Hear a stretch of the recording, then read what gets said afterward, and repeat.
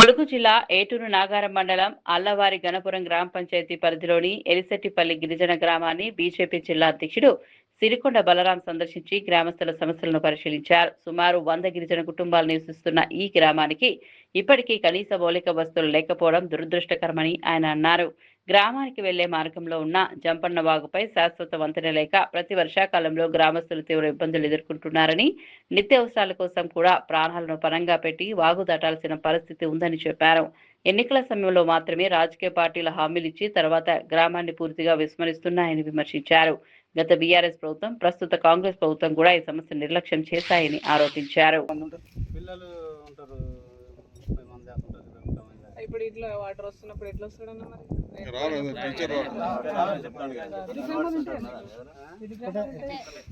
మరి రెండు గుడియాలు కూడా ఉంటాయి. మొత్తం మీద అయితే ఒక 80-90 ఇళ్ళు ఉంటాయి, 80-90 కుటుంబాలు ఉంటాయి. మా పరిస్థితి అయితే సేమ్. మరి ఏమైనా గవర్నమెంట్కి వాళ్ళకి ఎన్నిసార్లు చెప్పినా కూడా ఎలక్షన్ రాగానే మాకు బిడ్ శాంక్షన్ వస్తుంది. ఎలక్షన్ వచ్చిందంటే బిడ్ శాంక్షన్ వస్తుంది. ఇక కట్టుడు అంటారు. ఈ ఆగు పంట ఆడి పొక్కలు ఎత్తలే రిగ్గు పట్టుకొచ్చి ఛాయల్ టెస్టులు చేస్తారు, ఇక పోతారు. ఇది ఒకటే కాకుండా అటు బుటవరం సైడ్ ఆ రోడ్డుకు కూడా ఆ పక్క ఈ పక్క చెట్లకు చెక్కిందంటే ఇన్ని చెట్లు పోతాయి, ఇంత వెళ్తుడు రోడ్డు పోతుంది. ఆయన పక్కన గుటాలు పెట్టిందంటే అటు జెండాలు కడతారు, ఆయన తెలుతుడు పోతుంది రోడ్డు ఎదుటి పెళ్ళికి అని చెప్పి కడతారు. కానీ మా ఊరు ప్రజలు అయితే ఎవరు నమ్మరు. ఇది శాంక్షన్ కాదు, ఎలక్షన్ స్టంట్ అని ప్రతి ఒక్కరే తెలుసు. 3 నెలలు ఎండాకాలం కూడా బాగపోతే ఎట్లా?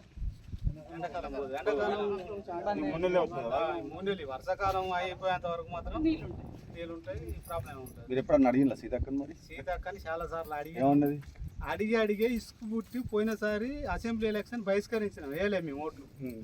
బహిష్కరించినందుకు ఇంకింత కోపమే పెంచుకున్నది మా మీద.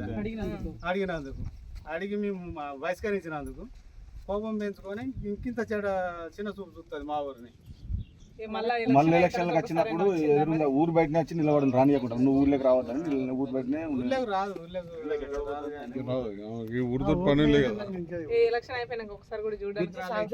ఒకసారి స్కూల్ ఇనాగ్రేషన్ కి వచ్చింది.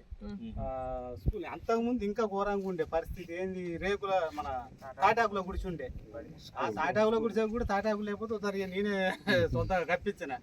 ఇక పిల్లలు కదా, మన పిల్లలే కదా అని చెప్పి ఏమంటారు చేద్దాం చూద్దాం అంటది. అంతా శాంక్షన్ అయింది అన్నారు కదా. ఇంకా ఈ శాంక్షన్ ఇప్పటి నుంచి కాదు, ఇది గత 20 మొన్న పర్యటన చేసినప్పుడు 20 కోట్లు శాంక్షన్ అయింది. 3 నెలల కట్టుగా అయిపోయింది. ఇంకా మొన్నటి మధ్య పాలాభిషేకం చేయాలి, అది చేయాలని అలచలు చేసి ఫ్లడ్ వచ్చినప్పుడు అటు పోయింది. పాలాభిషేకం చేయాలి, ఇక అచ్చుడే పోగొట్టి ఇక మనం ఫ్లడ్ కోసం అటు వాజేడు పోయింది కదా అని చెప్తారు. అయితే ఈమె ఎందుకు ఉంచుకుంటాను ఎరికైనా ఇది మూటలు మోసడానికి అవసరం అవుతుందని ఎప్పుడన్నా ఫోటోలు గిటోలు అని ఉంచుకుంటానట్టు జనాలు బాగా మొత్తందని అలవాటు కావాలని ఉంచుకుంటాను. మొత్తం మీద అయితే ఇక ఇది ఎలక్షన్ కోసం ఇది ఒక అంకని పెట్టుకుని ఉంచుతారు కావచ్చు. ఎలక్షన్ రాగానే మీకు బ్రిడ్జ్ కడతాం, మీరు అందరూ మాకు ఓట్లు వేయాలి, 1 సైడ్ వేస్తే మీకు బ్రిడ్జ్ కడతాం అదని చెప్పుకోవడానికి ఎప్పటికప్పుడు చెప్పుకోవాలి, ఓట్లు వేయించుకోవాలి. మా ఈ ఊళ్ళే మాకు ఇంటర్నల్ రోడ్స్ కూడా లేవు, మొత్తం బురద రోడ్లే. ఒక ఇంటి నుంచి ఇంకొక ఇంటికి పోవాలంటే ఊర్లో ఎక్కడ లేవు రోడ్లు, అసలే లేవు. సీసీ రోడ్లు ఒక 50 మీటర్లే ఉంటుంది అంతే. మా ఊరు మొత్తం మీద ఒక 50 మీటర్లే ఉంటుంది ఆ సీసీ రోడ్డు. గది మాత్రమే సీసీ రోడ్డు. వాటర్ అయినా ఉన్నాయా మరి? వాటర్ ఓకే, వాటర్ భగీరథ నీళ్ళు సపరేట్ పంచాయతీ, అల్లవారి గన్పూర్ పంచాయతీ. చల్పాక అవతల అల్లవారి గన్పూర్ ఉంటుంది.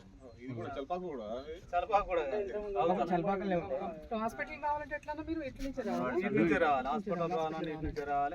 అంగన్వాడీ సెంటర్ ఉన్నది కానీ అక్కడ టీచర్ లేదు. కనీసం 15 సంవత్సరాలు అయితే ఆ టీచర్ చనిపోయి ఇప్పటి వరకు దాని ప్రజాస్వామ్యబద్ధంగా మేము బహిరంగంగా ఓట్లు ఏమని బహిష్కరించినందుకు పూర్తి ప్రభుత్వం మమ్మల్ని బహిష్కరించేది దుర్మార్గమైన చర్య ఇది. ఈరోజు భారతీయ జనతా పార్టీ జిల్లా తరఫున ఈ యొక్క ఎలిశెట్టిపల్లి పక్కబంటి వాగు ఉన్నది.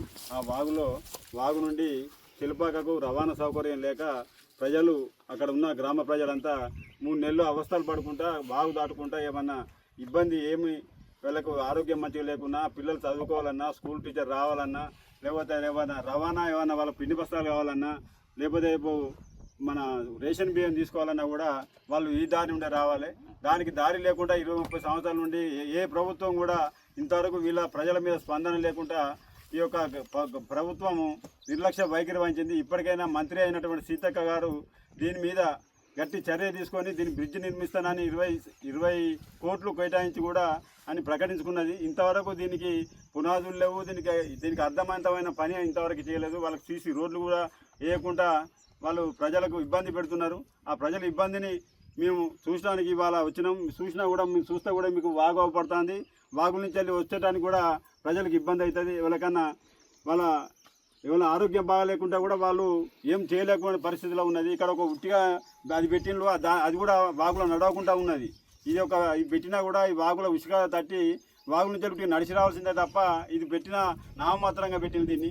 కాబట్టి ప్రజలకు సౌకర్యవంతంగా మనం ప్రజాస్వామ్యంలో బద్దంగా మనం వీళ్ళ ఓట్లు వేస్తున్నారు కాబట్టి ప్రజాస్వామ్యబద్ధంగా వీళ్ళకు ఓటు వేస్తున్నారు. వీళ్ళు ప్రజలు దేశ ప్రజలు కాబట్టి వీళ్ళకు కూడా రవాణా సౌకర్యం కల్పించాలని ప్రభుత్వాన్ని మేము డిమాండ్ చేస్తున్నాం.